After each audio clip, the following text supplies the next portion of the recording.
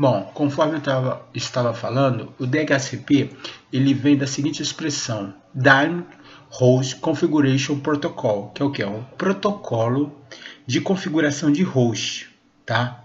Né? E dinâmico, é claro. E o que acontece? Todas as configurações de redes que a gente implementa no servidor, elas automaticamente vão para aquele host, que seria o host, aquele computador. Então, é o que ocorre. Por exemplo, eu posso, vamos dizer que eu coloquei lá que o host ele vai conectar o IP 192.168.0.280, no qual ele tem um gateway 192.168.0.1, né, numa máscara de rede, submáscara de rede 255.255.255.0, entendeu? Todas essas informações elas vão de forma automática para o host, desde o momento que eu incluo ele num domínio, tá? E outra coisa muito importante, a gente ingressa sim, tá? Uma máquina em um domínio, uma máquina Linux, a gente ingressa em um domínio Linux também, tá? É até mais simples. Eu, por exemplo, em Linux, eu não preciso ter um AD. O que é o AD? É o Active Directory, né?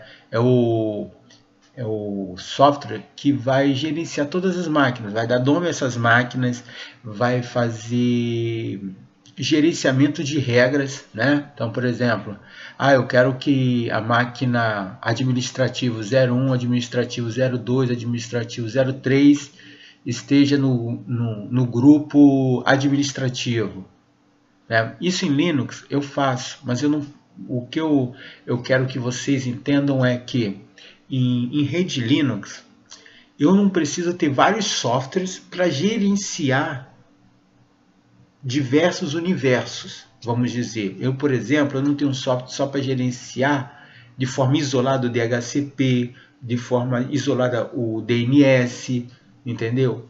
Tudo isso tá no Linux, tá no sistema e tudo por linha de comando, entendeu? Então, por exemplo, eu tenho um servidor DNS que está implementado dentro do Linux, mas o gerenciamento eu faço por linha de comando. É só chamar o servidor DNS e ali eu estou gerenciando o servidor. Se eu precisar do DHCP, eu vou chamar. Eu não digo, a gente não pode dizer nem assim, é um aplicativo. Não.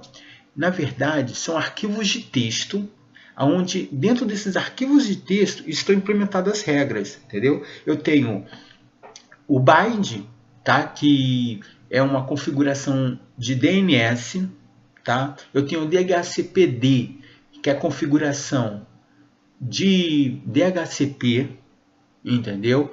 Então, o que acontece? Esses arquivos de texto, tá? Depois que eles são configurados, salvos, eles ficam no servidor. Então, quando o host se comunica com o servidor, automaticamente ele lê aquele arquivo de texto.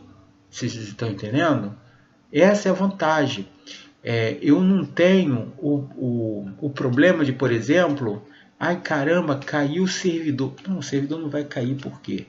Primeiramente, todas as configurações estão no servidor, tá? Quando a gente fala assim que um servidor Linux não está se comunicando com as máquinas, pode ser duas coisas. Ou a placa de rede queimou, tá? Ou está tendo problema no cabeamento. Eu nunca vou falar assim, o servidor DHCP caiu. Em Linux a gente não tem esse problema, porque tudo está em configurações de rede, tá? E essas configurações de rede estão em arquivos de texto. Então, por exemplo, é muito difícil a gente falar em ataque a servidor DNS, servidor DHCP baseado em Linux, porque tudo é arquivo de texto. Nada fica, vamos dizer, de forma online. Vai ficar online porque você está acessando o servidor.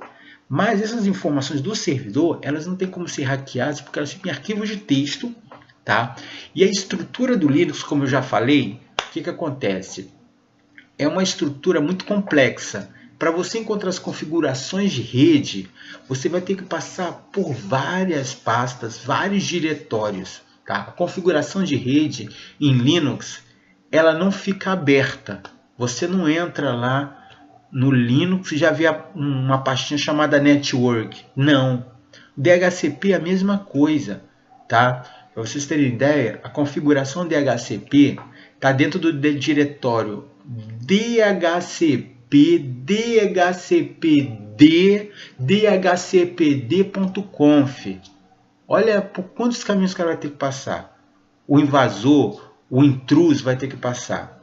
Entendeu? E outra, as configurações de rede, elas não ficam num único arquivo. Tá? Eu tenho diversos arquivos espalhados e nesses arquivos é que está a configuração. Então não adianta nada o cara vir e querer entrar em dhcpd.conf, que ele não vai ter tudo ali. Entendeu? Eu tenho name.conf, name2.conf, que são continuações dessa configuração. E vocês vão aprender essas configurações. Vocês vão aprender quais os diretórios. Vocês estão entendendo? Então, assim, o Linux, o que eu preciso que vocês entendam é, o Linux, ele é um conjunto, tá? Ele é a união, tá? Assim como a gente fala que a tecnologia Linux, ela é compartilhada, essa política, essa visão, ela é implementada dentro do sistema. Como?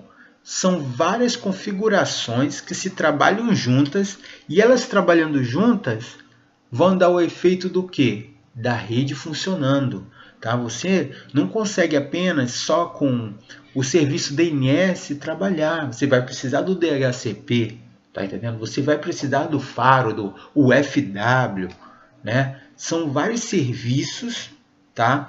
Com suas respectivas configurações que estão em arquivos de texto, entendeu? Então, é assim, praticamente impossível você construir uma rede com um servidor funcionando em modo gráfico. Por quê? Eu vou explicar. Primeiro, a segurança, tá? A segurança é primordial, tá? Todo sistema que ele possui gráfico, que é um servidor, ele é vulnerável, porque é mais fácil de eu pegar essas informações, tá? Então, assim, eu tenho gráficos e aí eu tenho técnicas de invasão e eu consigo puxar as configurações. Quando são arquivos de texto, que aí a gente utiliza o modo que vocês conhecem, que é o modo text, modo texto, o que acontece? Eu tenho que entrar no arquivo de texto. Em Linux, para ler o arquivo de texto, tá? Você tem que ter permissão de leitura e outra, só como sudo. Sudo é o root, tá? É o administrador, que eu já falei para vocês, é o administrador do sistema. Se você não tiver o acesso de root, não tiver a permissão de leitura, você não consegue, entendeu? E ainda tem o seguinte, permissão de leitura, normalmente a gente não dá permissão de gravação, só o root grava, entendeu? Eu, por exemplo, dar para um usuário permissão de... Perdão, para um usuário ter a permissão de gravação, eu vou ter que utilizar lá o chromi mais os atributos para poder dar permissão dele gravar, senão ele não grava. Então, o Linux, além da complexidade dele de estrutura, né, da localização dos arquivos, das informações, a gente tem esse porém, tá? Ele tem que ter permissão para gravar. Entendeu? Eu não tenho como copiar um arquivo de texto e vamos dizer assim, eu utilizo o Windows, eu utilizo até um outro Linux para copiar um arquivo. Eu tenho que ter permissão. Se eu não tiver essa permissão, eu não consigo fazê-lo, tá, gente? Então vocês veem assim que o Linux, ele é muito seguro, ele tem muitas complexidades.